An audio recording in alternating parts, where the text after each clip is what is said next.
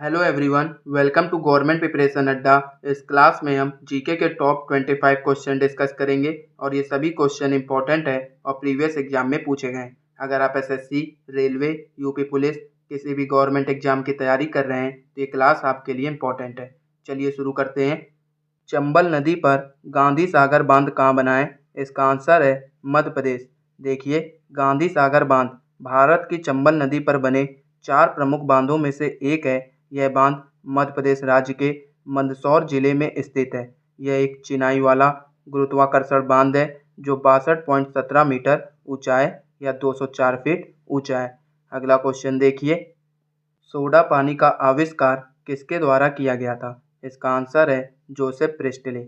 देखिए, soda water was invented by Joseph Priestley. It is known as carbonated water. CO2 gas is also used in soda water. अगला क्वेश्चन देखिए, निम्नलिखित में से किस शहर को दुनिया के सबसे पुराने जीवित शहरों में से एक माना जाता है? इसका आंसर है वाराणसी। देखिए, मंदिरों का शहर वाराणसी दुनिया के सबसे पुराने शहरों में से एक है। भारत की सबसे पवित्र नदी गंगा के तट पर स्थित इसे बनारस और काशी के नाम से भी जाना जाता है। वाराणसी को भारत की धार्मिक राजधानी के रूप में भी जाना जाता है। यह शहर कई वर्षों से भारत में एक संस्कृति और धार्मिक केंद्र रहा है। अगला क्वेश्चन देखिए, हड़प्पा का अन्न भंडार किससे बना था? इसका आंसर है केवल ईंटें। देखिए, अन्न भंडार खलिहान में पिसे हुए अनाज या पशुओं के चारे के लिए एक भंडार गृह या कमरा होता है। यह केवल ईंटों से बना होता है। विशाल अन्न भंडार हड़प्पा में स्थित है। अगला क्वेश्चन देखिए, जनवरी 1915 में महात्मा गांधी किस देश से भारत लौटे? इसका आंसर है दक्षिण अफ्रीका। देखिए, जनवरी 1915 में महात्मा गांधी दक्षिण अफ्रीका से भारत लौटे। अगला क्वेश्चन देखिए, पेशवा ने किस संधि के माध्यम से अंग्रेजों के साथ सहायक गठबंधन स्वीकार किया? इसका आंसर है बेसिन की संधि। देखिए, पेशवा ने 1802 में हस्ताक्षरित बेसिन की संधि के माध्यम से ब्रिटिश के साथ सहायक गठबंधन को स्वीकार कर लिया और बेसिन की संधि ब्रिटिश ईस्ट इंडिया कंपनी और उस समय के मराठा पेशवा बाजीराव द्वितीय के बीच एक महत्वपूर्ण समझौता था। इस संधि ने भारत में ब्रिटिश सत्ता की स्थापना में एक निर्णायक कदम उठाया, जो कि इसने मराठा राज्य को प्रभावी रूप से अंग्रेजों का ग्राहक बना दिया। अगला क्वेश्चन देखिए, कुतुब मीनार का निर्माण किस प्रसिद्ध शासक ने करवाया था? इसका आंसर है इल्तुतमिश। देखिए, कुतुब मीनार का निर्माण इल्तुतमिश ने करवाया था। कुतुब मीनार का निर्माण दिल्ली सल्तनत के तीसरे शासक इल्तुतमिश ने करवाया था, जबकि कुतुबुद्दीन ऐबक ने निर्माण शुरू किया। इल्तुतमिश ने इसके पूरे होने का निरीक्षण किया।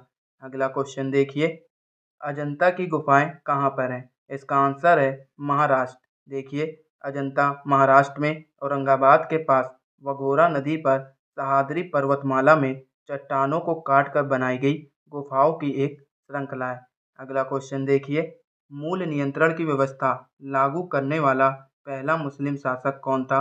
देखिए, इसका आंसर है अलाउद्दीन खिलजी। आगे देखिए, 14वीं शताब्दी की शुरुआत में दिल्ली सल्तनत के शासक अलाउद्दीन खिलजी ने अपने साम्राज्य में मूल नियंत्रण और संबंधित सुधार पेश किए। उन्होंने अनाज, कपड़ा, दास और जानवरों सहित कई प्रकार की वस्तुओं के लिए कीमतें तय की।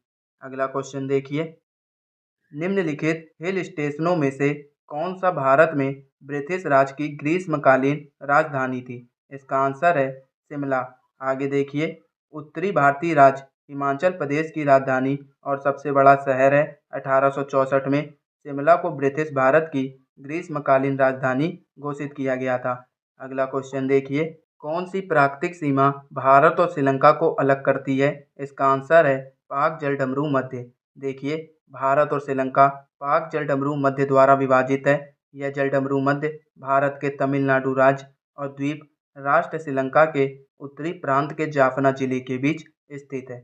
अगला क्वेश्चन देखिए, निम्नलिखित में से किसे शैतान मछली भी कहा जाता है? इसका आंसर है ऑक्टोपस। ऑक्टोपस फाइलम मोलस्का का एक समुद्री जानवर है। इसे शैतान मछली के नाम से भी जाना जाता है। अगला क्वेश्चन देखिए, अलकनंदा और भागीरथी नदियों का संगम कहा जाता है देवप्रयाग को। देखिए, देवप्रयाग भारत के उत्तराखंड राज्य में टेहरी गढ़वाल जिले में एक शहर और नगर पंचायत है और अलकनंदा नदी के पंच प्रयागों में से एक है। जहाँ अलकनंदा और भागीरथी नदियाँ मिलती हैं उसे गंगा नदी का नाम मिलता है। अगला क्वेश्चन देखिए, किस देश को आधी रात के सूरज की भूमि के नाम से जाना जाता है? इसका आंसर है नॉर्वे। आगे देखिए, नॉर्वे को मध्यरात्रि सूर्य की भूमि के रूप में जाना जाता है क्योंकि देश का उत्तरी भाग आर्कटिक सर्कल के ऊपर स्थित है, जहाँ सूर्य मध्य मई से मध्य जुलाई तक 24 घंटे चमकता है। अगला क्वेश्चन देखिए, कौन सा महासागर सबसे उथला हिस्सा है जो 1 डिग्री या उससे भी कम की औसत ढाल दिखाता है? इसका आंसर है महाद्वीपीय शेल्फ। आगे देखिए, महाद्वीपीय शेल्फ समुद्र का सबसे उथला हिस्सा है जिसका औसत ढाल 1 डिग्री और उससे कम है। यह उस महाद्वीप का विस्तार है जो समुद्र के नीचे डूबा हुआ है। महाद्वीपीय शेल्फ आमतौर पर एक तीव्र ढलान पर समाप्त होती है जिसे शेल्फ ब्रेक कहा जाता है। अगला क्वेश्चन देखिए, किस महासागर के तटीय क्षेत्रों को आग का घेरा कहा जाता है? इसका आंसर है प्रशांत महासागर। देखिए, रिंग ऑफ फायर जिसे सरकम पैसिफिक बेल्ट भी कहा जाता है, प्रशांत महासागर के साथ एक पथ है। रिंग ऑफ फायर में दक्षिण अमेरिका, उत्तरी अमेरिका और कामचटका के प्रशांत तट और पश्चिमी प्रशांत महासागर के कुछ द्वीप शामिल हैं। अगला क्वेश्चन देखिए, हैदराबाद और सिकंदराबाद के बीच कौन सी झील स्थित है? इसका आंसर है हुसैन सागर। आगे देखिए, हुसैन सागर झील हैदराबाद शहर के केंद्र से लगभग 2 किलोमीटर दूर स्थित है, जो सिकंदराबाद को हैदराबाद से जोड़ती है और हैदराबाद की हुसैन सागर झील एशिया की सबसे बड़ी कृत्रिम झील है। अगला क्वेश्चन देखिए, पृथ्वी पर सबसे अधिक सक्रिय ज्वालामुखी कहाँ केंद्रित है? इसका आंसर है प्रशांत महासागर। देखिए, पृथ्वी के अधिकांश सक्रिय ज्वालामुखी एक बेल्ट के किनारे पाए जाते हैं जिसे रिंग ऑफ फायर कहा जाता है, जो प्रशांत महासागर को घेरे हुआ है। अगला क्वेश्चन देखिए, नोएडा अंतर्राष्ट्रीय हवाई अड्डा जिसे किस नाम से भी जाना जाता है? तो इसका आंसर है जेवर हवाई अड्डा। आगे देखिए, नोएडा अंतर्राष्ट्रीय हवाई अड्डा जिसे जेवर हवाई अड्डे के रूप में भी जाना जाता है और आधिकारिक तौर पर नोएडा अंतर्राष्ट्रीय ग्रीनफील्ड हवाई अड्डा टाटा प्रोजेक्ट द्वारा बनाया जा रहा है।